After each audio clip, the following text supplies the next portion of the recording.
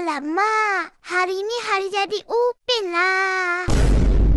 Jeng, jeng, jeng. Kita kena buat apa ni guys?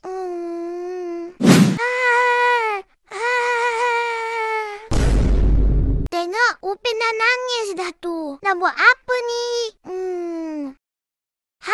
Kita kena bagi hadiah ke Upin. Tapi, kita nak bagi hadiah apa ni? Bagi basikal. Tak nak. Alamak, Upin tak nak lah guys. Hadiah apa lagi ni? Ayam goreng. Tak nak juga. Alamak, Upin tak nak ayam goreng lah. Apa nak buat ni? Kawan-kawan, komen kat bawah. Apa nak bagi hadiah ke Upin ni? Ipin tahu. Bagi kek.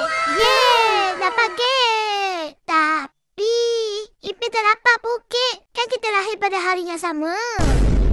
Mintalah penonton berikan kek untuk Ipin.